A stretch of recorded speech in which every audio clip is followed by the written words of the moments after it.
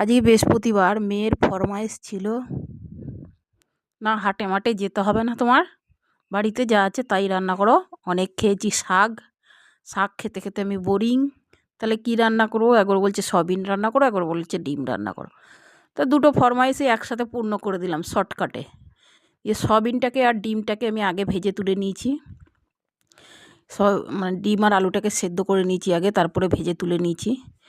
আর soybean আর ডিম একসাথে রান্নার জন্য আমি মশলা নিয়েছি। এতে তোমার জিরে, ধনে আর একটু গোটা গরম মশলা আর জিরে, ধনে, আর দিয়েছি তোমার কাঁচা লঙ্কা 4টে আর গোলমরিচ 4টে, আর দিয়েছি এতে পেঁয়াজ একটা আর কিছুটা রসুন দিয়ে সব একসাথে পেস্ট করে নিয়েছি মিক্সচারে। আর একটা টমেটো দিয়েছিলাম।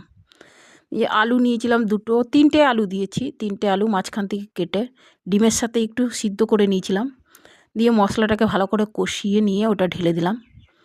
ডিম, সয়াবিন, আলু সব দিয়ে আর একটু নাড়িয়ে চাড়িয়ে নেব। মশলাটা যেহেতু কষানো হয়ে গেছে, কোনো ঝামেলা নেই।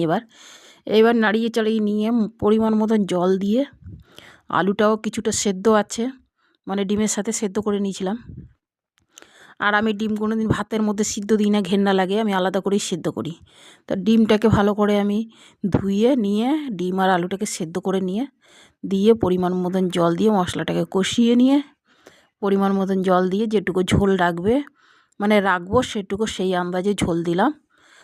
আর দেখো কালারটা দেখো, আমি কিন্তু কাঁচা লঙ্কা দিয়েছি। আর কালারের জন্য হালকা কাশ্মীরি লঙ্কা অল্প একটু দিয়েছি, মানে হাফ চামচের মতন। আর একটা টমেটো পেস্ট করে দিয়েছিলাম, তার জন্য কালারটা ওরকম একটু ভালো হয়েছে কালারটা। তা মেয়ের ফরমাইশ দুটোই একসাথে হয়ে গেল, ডিম সয়াবিন।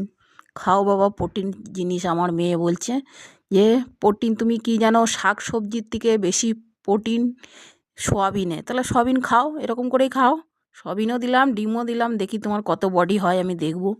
রোগা পাতলা খ্যানখ্যানে মেয়ে, তারপরে আবার ফরমাইশ এই খাবো না সেই খাবো না। শাক খাওয়া যে কত ভালো তা বুঝবে না, তাহলে খা বাবা, এরকম করেই খা। দিয়ে দিলাম ধনে পাতা নামানোর সময়। একটু মানে ঢাকা দিয়ে আমি করে নিয়েছি।